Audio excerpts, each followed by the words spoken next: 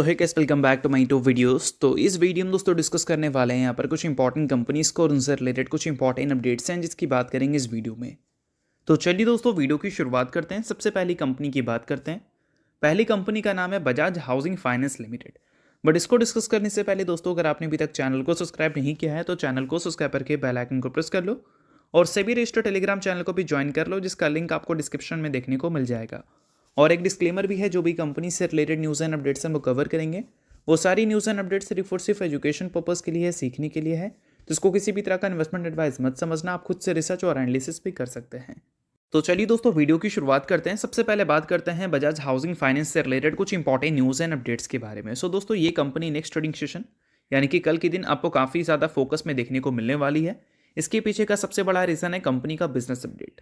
Company ने अपने Q3 की बिजनेस अपडेट ऑफिशियली रिलीज कर दिया है, जिसमें कंपनी के जो एसेट अंडर मैनेजमेंट है उसमें काफ़ी स्ट्रॉन्ग ग्रोथ हमें देखने को मिल रही है और वो नंबर है 23% का। और लोन डिस्बर्समेंट की बात करें तो वो हमें 16,535 करोड़ की देखने को मिल रही है इस Q3 में। तो चलिए सभी फिगर्स को थोड़ा सा डिटेल में समझते हैं।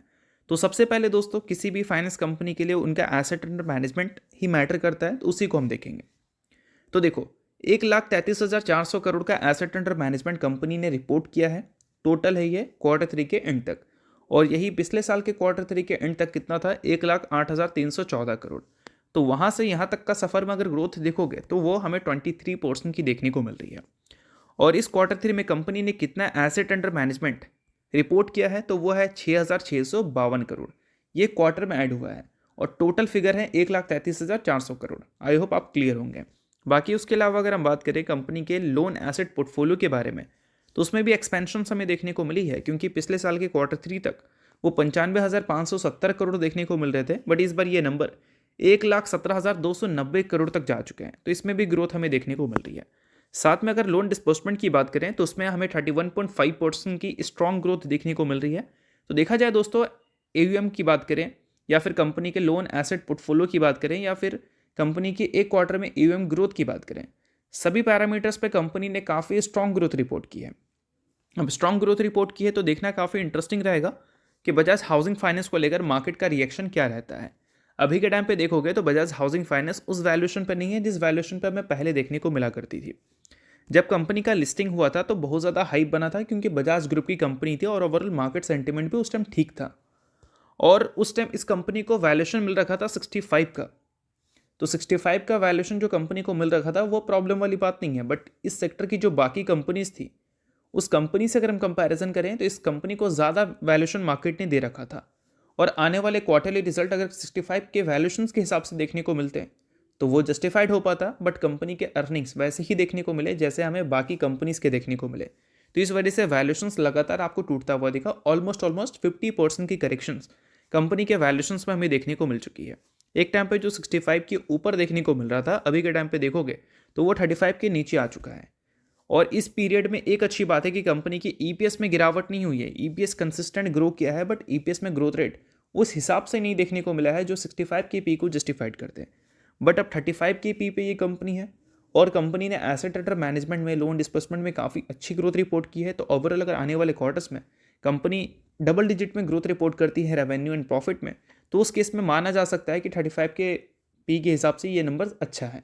बट वो सारी चीज़ें तब डिसाइड होगा जब ये कंपनी के रिजल्ट हमें देखने को मिलेंगे। तो ये जो सारे डेटा मैंने आपको बताया है, इन सारी डेटा को आप नोट करो, क्योंकि क्वार्टरली रिजल्ट पिक्चर है, ये सारी चीज़ें टीज़र हैं या फिर ट्रेलर भी आप इसको बोल सकते हैं। तो ये सारी चीज़ों के बेसिस पे डिसाइड होगा कि कंपनी के नंबर्स कैसे आ सकते हैं।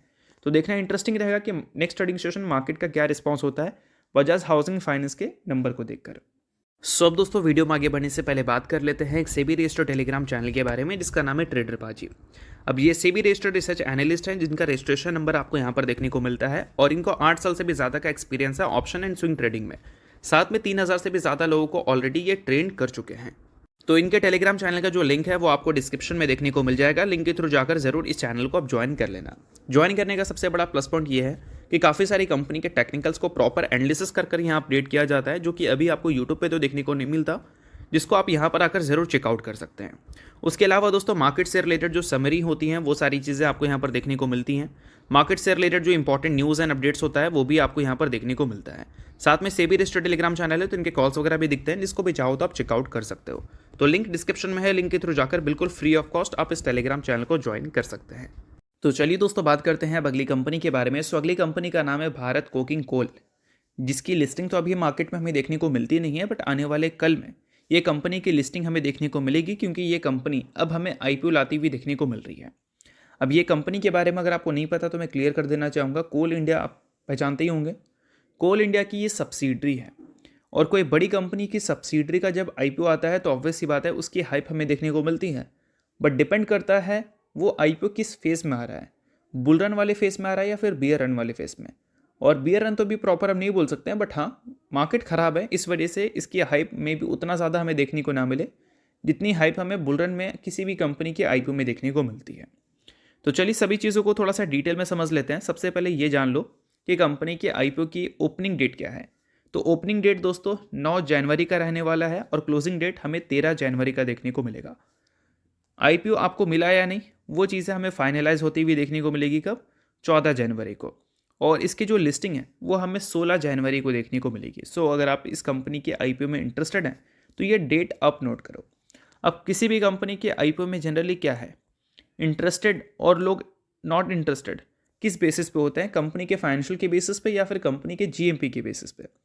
जो फाइनेंशियल एनालिसिस करते हैं वो फाइनेंशियल को देखकर इंटरेस्ट लेते हैं, और जो सिर्फ जीएमपी को देखते हैं वो कभी कभी ट्रैप भी हो जाते हैं। तो ओवरऑल दोनों चीज़ों को हम लोग समझ लेंगे, बट एक चीज़ समझ लेना कि ये वीडियो में किसी भी तरह का रिकमेंडेशन नहीं है इस आईपीओ को लेकर। चीज़ें मैं सिर्फ एजुकेशन पर्पज़ के लिए आपको शेयर कर रहा हूँ, यानी कि जितनी भी चीज़ें हैं उसको आप नोट करके चल सकते हो, बाकी कोई रिकमेंडेशन ये नहीं है। अब देखो दोस्तों, आपको यहाँ पर देखने को मिलता है फेस वैल्यू इसका, जो कि 10 रुपये पर इक्विटी शेयर हमें देखने को मिलेगा। और सबसे इंटरेस्टिंग बात, ये कोई फ्रेश इशू वाला आईपीओ नहीं है, ये ऑफर फॉर सेल वाला है, यानी कि जो भी पैसा कंपनी इस आईपीओ से उठाएगी वो बिजनेस में नहीं लगाएगी, वो कंपनी के प्रोमोटर के पॉकेट में जाएगा। और साथ में दोस्तों अगर हम बात करें इस कंपनी के और भी कुछ इंपॉर्टेंट पैरामीटर्स के बारे में, जो कि सबसे इंपॉर्टेंट है कंपनी के फाइनेंशियल्स। तो फाइनेंशियल्स में अगर कंपनी के एसेट्स को अगर हम देखें Q2 तक, तो वो हमें 18,711 करोड़ के देखने को मिल रहे थे। पिछले फाइनेंशियल ईयर के Q4 तक 17,283 करोड़ तक थे। और उससे पिछले फाइनेंशियल ईयर की बात करें तो वहाँ पर 14,727 करोड़ के एसेट थे कंपनी के पास, और उससे पहले 13,312 करोड़ के एसेट्स थे।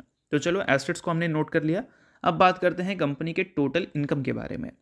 तो फर्स्ट हाफ में कंपनी ने 6,311 करोड़ का इनकम रिपोर्ट किया है। Q1 और Q2 दोनों को इंक्लूड करके 6,311 करोड़ का इनकम है कंपनी का।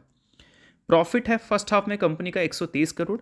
बट जब हम बात करते हैं दोस्तों 2025, 24 और 23 के फाइनेंशियल ईयर के बारे में, तो वहाँ पर चीज़ें उतनी इंटरेस्टिंग हमें देखने को मिलती नहीं है, क्योंकि अगर हम 25 के फाइनेंशियल ईयर की बात करें तो कंपनी ने 14,401 करोड़ का टोटल इनकम रिपोर्ट किया था, और प्रॉफिट रिपोर्ट किया था 1,240 करोड़ का। ठीक है, बट 24 में कंपनी का जो इनकम था वो 14,652 करोड़ था, यानी कि 25 के मुकाबले 24 में ज़्यादा इनकम थी। यानी कि पिछले 1-1.5 साल में अगर देखें तो कंपनी ने कोई ग्रोथ दिखाया नहीं है अपने बिजनेस में। बट प्रॉफिट की बात करें तो प्रॉफिट हमें कितना देखने को मिल रहा था, 1,564 करोड़। और दोस्तों अगर हम 23 की बात करें तो 23 में 13,018 करोड़ का कंपनी का इनकम था, और प्रॉफिट था कितना, 664 करोड़। तो प्रॉफिट अचानक से बढ़ी है, हो सकता है कुछ अदर चीज़ें हों जो कि अभी मेरे पास नहीं है देखने को, बट चलो उसको अगर हम इग्नोर कर दें, सिर्फ अगर हम कंपनी के इनकम को देखें, मेन कंपनी का टॉप लाइन, तो वो पिछले 3-4 फाइनेंशियल ईयर में उतनी तेज़ी से ग्रो करती हुई दिखी नहीं है कि कंपनी बहुत ज़्यादा अट्रैक्ट करते किसी भी इन्वेस्टर्स को। ठीक है, और इसके अलावा दोस्तों अगर हम कंपनी के परफॉर्मेंस इंडिकेटर्स की बात करें, like return on capital employed, तो वो हमें 30.13% देखने को मिलता है। उसके अलावा प्रॉफिट मार्जिन की बात करें, प्रॉफिट आफ्टर टैक्स मार्जिन, वो 8.6% हमें देखने को मिलती है। इबिट्टा मार्जिन 16.36% हमें देखने को मिलती है। अभी के टाइम पर प्रोमोटर इस कंपनी का 100% स्टेक्स ओन करती है। आफ्टर लिस्टिंग प्रोमोटर के स्टेक्स हमें कम होते हुए देखने को मिलेंगे। एट द एंड दोस्तों अब उनकी बात कर लेते हैं जो जीएमपी को देखते हैं। तो जीएमपी अगर आप देखोगे तो उसके परसेंटेज वाइज अगर हम देखें तो कुछ भी हमें देखने को नहीं मिल रहा है, यानी कि ग्रे मार्केट में कोई खास इंटरेस्ट अभी इस कंपनी को लेकर हमें देखने को नहीं मिल रही है। बाकी जीएमपी कभी भी ऊपर हो सकता है, कभी भी नीचे हो सकता है, तो जीएमपी के बेसिस पे कंप्लीट डिसीजन लेना थोड़ा सा गलत माना जाता है। तो ये सारी चीज़ों को भी आप समझ लेना। बाकी जितनी भी चीज़ें हैं वो सिर्फ एजुकेशन पर्पज़ के लिए, ये भी मैं आपको बता दे रहा हूँ। तो चलिए अब बात करते हैं अगली कंपनी के बारे में, जिसका नाम है दोस्तों बीएससी लिमिटेड। आप सभी को पता है कि Q3 का पीरियड तो खत्म हो चुका है। अब कुछ दिनों बाद Q3 के नंबर्स हमें सभी कंपनीज़ के देखने को मिलेंगे।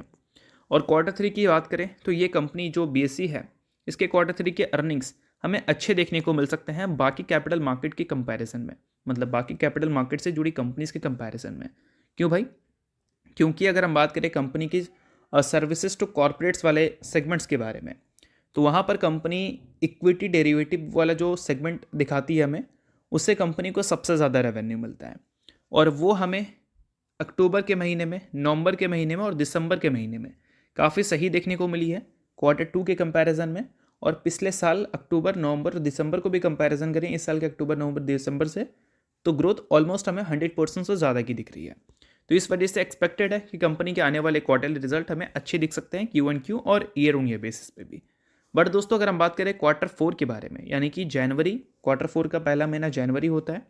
जनवरी में अभी सिर्फ 2 ट्रेडिंग सेशन हमें देखने को मिली है, बट ये 2 ट्रेडिंग सेशन में अगर एवरेज देखोगे डेली प्रीमियम टर्नओवर का, तो वो हमें 21,951 करोड़ देखने को मिल रही है। और अगर हम बात करें पिछले एक साल के हर महीने के एवरेज के बारे में, तो ये पिछले एक साल के हर महीने के एवरेज से हमें ज़्यादा देखने को मिल रहा है। सेकेंड हाईएस्ट हमें अक्टूबर का महीना दिख रहा था 20,496 करोड़ का, बट अभी सिर्फ 2 ट्रेडिंग सेशन है, तो ये नंबर आपको चेंज होता हुआ डेफिनेटली दिखेगा। क्योंकि स्टार्टिंग में हमें दिसंबर के महीने में भी 20-22 हज़ार करोड़ के ऊपर का एवरेज देखने को मिलता था पर डे का। लास्ट में क्लोजिंग कितना देखने को मिला? 18,778 करोड़ के साथ पर डे का एवरेज। तो ये नंबर में चेंजेस देखने को मिलेगी, बट मान लो अगर 15 दिन तक अच्छा एवरेज रहता है तो उम्मीद रहेगा कि बाकी 15 दिन भी BSE का जो इक्विटी टर्नओवर है पर डे का, वो हमें अच्छे ही देखने को मिल सकते हैं। तो ये सारी चीज़ों को नोट कर लेना। बाकी अगर आपने अभी तक सेबी रजिस्टर्ड टेलीग्राम चैनल को ज्वाइन नहीं किया है तो उसको जाकर आप ज्वाइन कर लो, लिंक आपको डिस्क्रिप्शन में देखने को मिल जाएगा। न्यूज़ एंड अपडेट्स या फिर मार्केट से रिलेटेड जो एनालिसिस होती हैं वो सारी चीज़ें आपको देखने को मिलती है। साथ में कंपनी के टेक्निकल्स को भी एनालिसिस कर अपडेट किया जाता है, जिसको भी आप चाहो तो चेकआउट कर सकते हो। तो लिंक डिस्क्रिप्शन में है, लिंक के थ्रू जाकर चैनल को ज्वाइन कर लेना। अब दोस्तों बात करते हैं अगली कंपनी के बारे में, नाम है Kotak Mahindra bank. Recently Kotak Mahindra bank ने 1:5 के रेशो में स्प्लिट अनाउंसमेंट किया था, जिसका रिकॉर्ड डेट इसने फिक्स किया है 14 जनवरी का। सो अगर आप इस कंपनी के शेयर होल्डर हैं तो इस डेट को नोट कर लो। शेयर होल्डर नहीं हो आप इग्नोर कर सकते हो, न्यूज़ थी इस वजह से मैंने बता दिया। बाकी ये किसी भी तरह का रिकमेंडेशन नहीं है। तो चलिए, होप करता हूँ ये वीडियो आपको अच्छा लगा होगा। लाइक कीजिए, पहली बार सब्सक्राइब कीजिए। वीडियो के लिए बहुत बहुत शुक्रिया।